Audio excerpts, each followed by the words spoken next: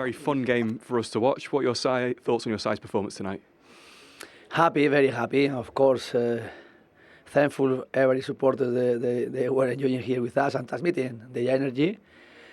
And then in 90 minutes, we played a fantastic match. But after 2-0, I was very demanding with them to try to play personality like we more or less want to build and to create here in our structure, collectively and individually as well, with the mentality how we want to get it.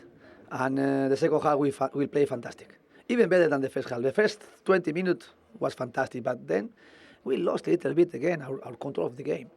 And Sunday was the same against West Ham, and of course we avoided the second half to have some problems because we were controlling better and we were creating chances like the first half.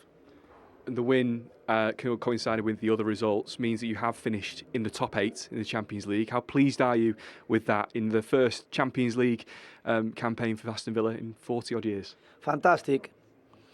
When we won here against Bayern Munich, we focused as well the possibility to be contender to be in the top 8 because we started with two wins. And then, more or less, with the result we had in Bruges, with the result we had in Monaco, we were as well in risk to lose it. But of course, today again, we because for another teams as well, it's not been easy. Real Madrid, even Bayern Munich, Juventus, PSG, they started as a contender to be favorite to be in the top 8. But they didn't get it. And of course, we are very happy, and we more or less we are being consistent, and more or less as well, the challenge we have together, we did it. And today, with our support here at home, I think it was fantastic where we achieved it here today. And you're doing it with another defensive reshuffle. How is Matty Cash, and how pleased were you with the way that your defence managed to regroup after his injury? Of course, we weren't playing in Europe, less risk to get some injured players. But we had to accept it, and of course now, hopefully it's not a lot, but Cash, he had one injured, and hopefully tomorrow with the test we will do, hopefully it's not a lot. Obviously, it being January, looking at John Duran out in the tunnel, it looked like he was saying his goodbyes. Has he played his last game for Aston Villa?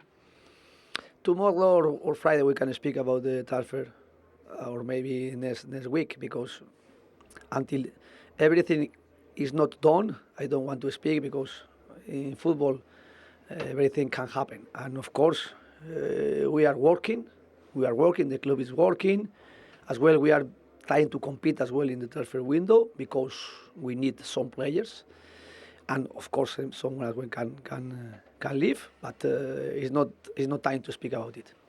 And on a similar note, there were reports today that Ollie Watkins is the subject of interest from Arsenal. Are you confident he'll be an Aston Villa player by the end of the window?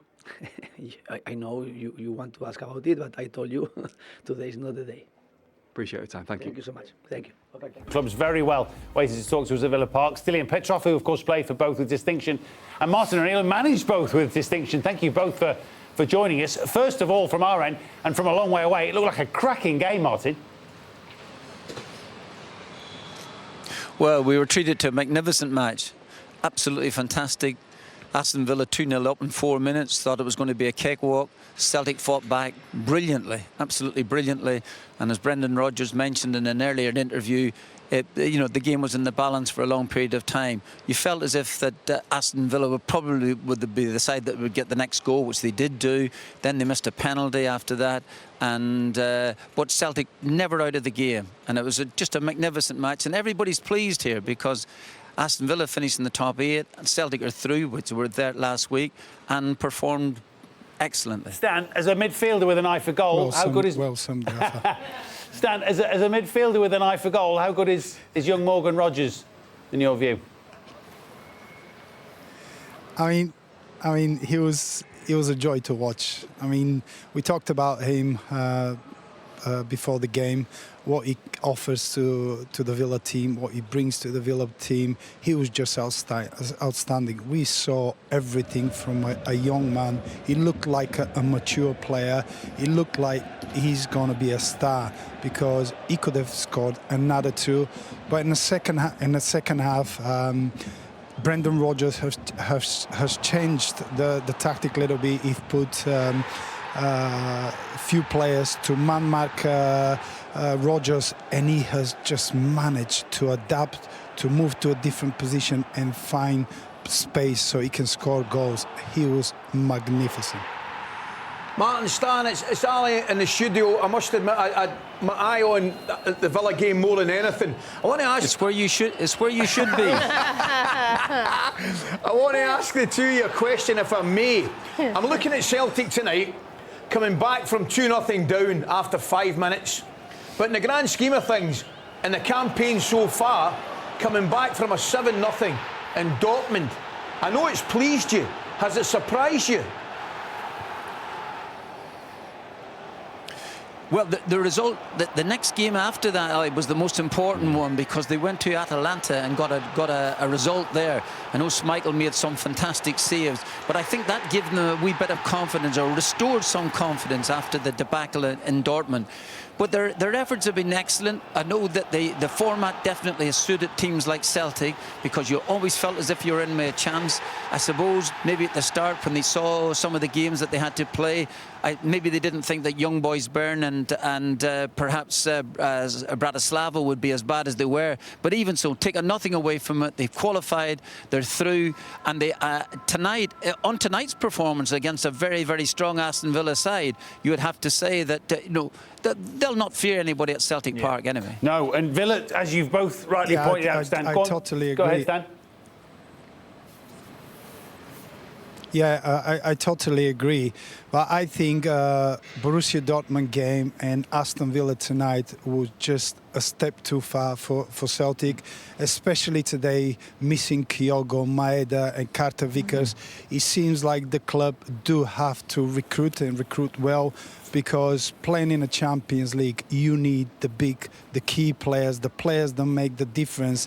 And tonight we've seen, especially in the second half, when Villa just found so much space in the second half. Ollie Watkins were one-on-one all the time, finding space, creating chances, and Celtic just couldn't deal with it.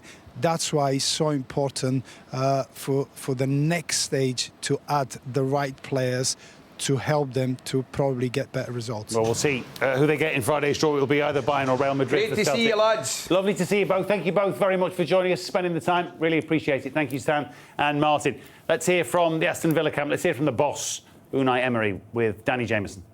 I's and the T's to be crossed, doesn't it? Mm. Yeah, I mean, I think certainly the way he said there, he said, let's wait until tomorrow and then see. But so he's not denying it, is he? No. And reports in the tunnel, we haven't got pictures to prove this, but reports from our people at Villa that he's in the tunnel after the game giving gifts to some of the members of Villa staff. I mean, that's... Well, it's not everybody's birthday, is it? No. So I would be flabbergasted if he's not away on that flight tomorrow. It might be to say congratulations for getting the top 8. I know. You know. It might be. It might be. Yeah. Ollie Watkins knows you can't sell both. You cannot sell both. No. Oh, no. You can't sell both. I mean, it's an amazing. We spoke about it. What a dilemma it is, because he's actually in the perfect situation where he wants to be. Yeah. He's got two great strikers fighting for that position. A young one and an old one. But one of them wants away because he wants to play more. It's a catch-22 really in many ways. Of course, Brendan Rodgers has lost one of his strikers, although Yeah. it looks like he's getting one in Jota. Here is the Celtic manager post-match with Danny. Brendan, it was